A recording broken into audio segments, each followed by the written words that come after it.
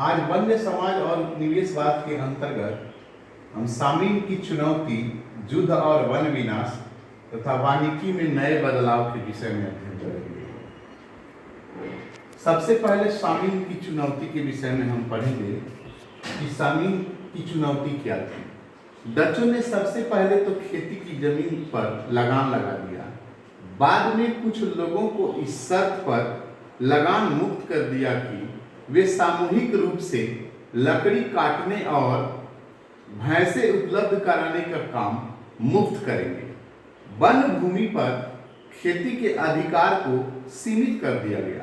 1890 के आसपास शागौन के जंगलों में स्थित रामदू-बलातुंग गांव के निवासी सुरेंतिको सामीन ने जंगल के राजकीय मालिकाना हक पर सवाल उठाया। उनका तर्क था कि जंगल, पानी, जमीन राज्य की बनाई नहीं है, अतः उस पर राजकीय हक कैसा। जल्द ही एक व्यापक आंदोलन शुरू हो गया। इसमें सामीन का दामाद भी सक्रिय था। 1907 तक 3000 परिवार उनको मानने लगे थे। डच जब जमीन का सर्वे करने आए तो सामीनों ने जमीन पर लेटकर इस कार्य का विरोध किया। अब युद्ध और वन का विनाश के विषय में हम अध्ययन करेंगे। प्रथम एवं द्वितीय विश्व युद्ध ने जंगलों पर गहरा असर डाला।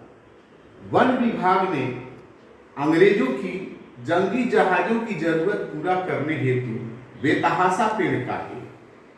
जावा पर जापानियों के कब्जे से ठीक पहले डचों ने भस्म करके भाग जाओ की नीति अपनाई, जिसके तहत आरा मशीनों और सागौन के विशाल लट्ठों के ढेर जला दिए गए, जिससे वे जापानियों के हाथ न लग जाए। इसके बाद जापानियों ने वनवासियों का जंगल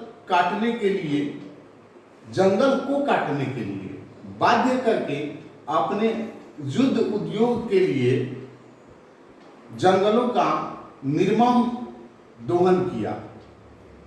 80 के दशक में एशिया और अफ्रीका की सरकारों को यह समझ में आने लगा कि वैज्ञानिक वानिकी और वन समुदायों के चलते जो है जंगल से बाहर रखने की नीतियों के चलते खास तौर पर बार बार टकराव पैदा होता है।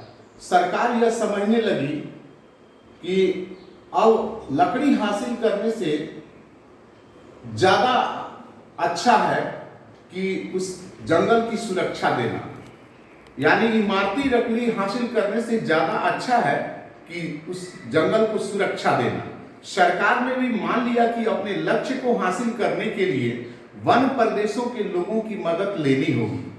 मिजोरम से लेकर केरल तक जहां कहीं भी जंगल बच पाए, ग्रामीणों ने उसे सरना, देवराकुडा, कान, राई इत्यादि नामों से पवित्र बगीचा समझ करके इसकी रक्षा की। आज इस पाठ का अध्यापन कार्य पूरा हो गया।